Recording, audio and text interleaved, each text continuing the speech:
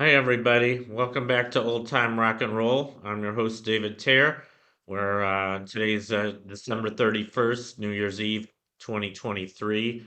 And this is going to be my last profile on a rock and roll artist whose birthday it is today. And today happens to be the birthday of this famous woman, Donna Summer. She was known as the Queen of Disco, and she was born on this day in 1948 and she died in 2012, unfortunately.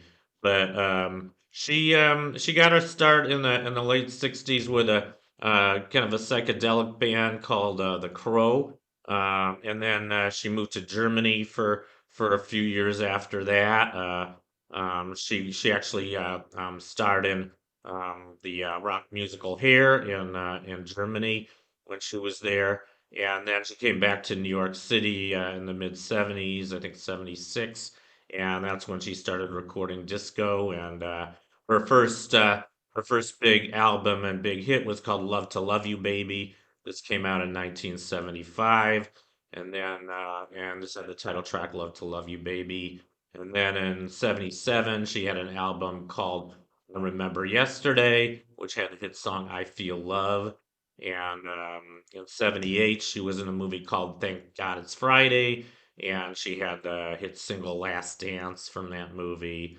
And then her big break really came in 79. That was when she had this album called Bad Girls. This was her biggest album, went to number one, had several hits on it, including Hot Stuff and Bad Girls. Both of those songs went to number one. Also had the hit Dim All the Lights.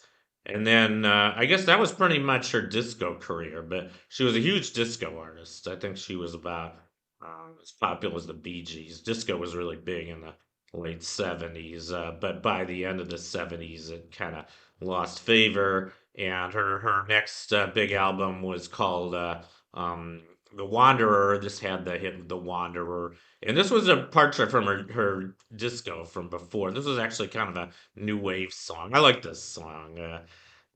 Kind of interesting because there was another hit called "The Wanderer" by Dion from the early '60s.